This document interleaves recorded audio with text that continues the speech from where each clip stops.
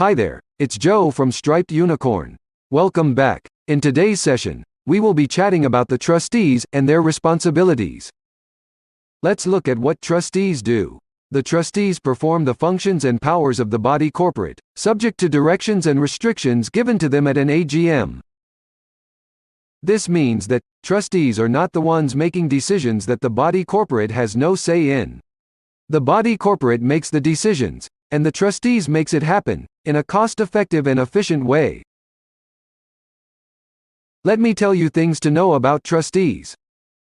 A trustee is also a registered owner of a section in the scheme, and forms part of the body corporate. Trustees are voted for by the body corporate at the AGM. Only the body corporate can vote for new trustees. Trustee serves only 1 year at a time. They can be trustees for more than one consecutive year, if they are voted for, each year. Trustees are not the body corporate's boss, as many people believe. This brings us to the responsibilities of the trustees. The trustees must have meetings to discuss issues and projects.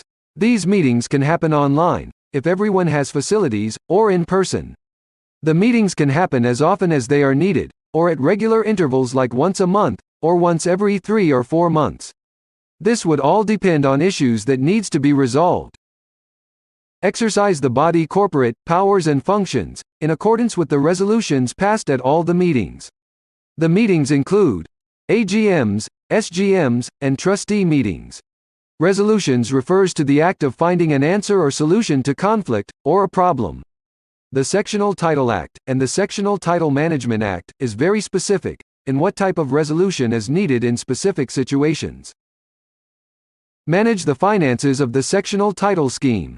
Ensure that all money owed to the body corporate is recovered, and, to ensure that intended funds is used as allocated and approved by the body corporate.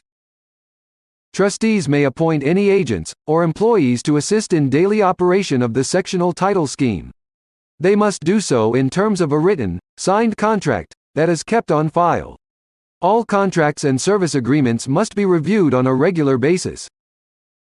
Trustees are also responsible for the maintenance and upkeep of the common property. The biggest and most important duty of a trustee is the fiduciary duty, or as per the Sectional Title Management Act, the fiduciary relationship with the body corporate.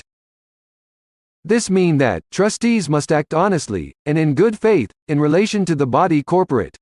Each trustee must exercise their powers in terms of the act, in the interest and for the benefit of the body corporate, and to not act without or exceed the powers entrusted to them. It includes that trustees should avoid any material conflict between their interest and the body corporate's interest. This implies to not receive any personal economic benefit, direct or indirect, and to notify the other trustees of any material interest he or she may have in a contract of the body corporate. What happens if a trustee is found to be in breach of his fiduciary duty? The trustee will be liable to the body corporate for any loss that might have been suffered, as well as any economic benefit that trustee may have received. This brings us to the trustees' chairperson and the responsibilities that go with it. At their first meeting, after the AGM, the trustees must elect a chairperson. The chairperson will hold office until the end of the next AGM. It may happen that the chairperson is re-elected and then run office for another year. Please take note. This is not an automatic event. The person must be re-elected. As a side note, the chairperson is not mentioned in the Act once, only in the management rules. The chairperson is not the owner of the body corporate.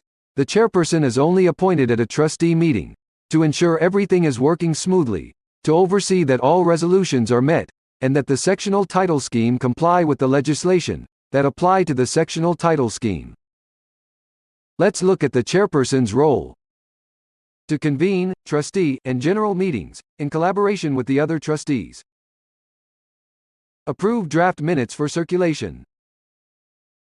Hold a casting vote where and when required, in addition to a normal vote. This is only for trustee meetings, and only when there are more than 2 trustees. Approve body corporate expenses and invoices for payment together with a second trustee. Before we go, in the next session we will be chatting about the different agents and what they do for the body corporate. Thank you for staying to the very end of this video.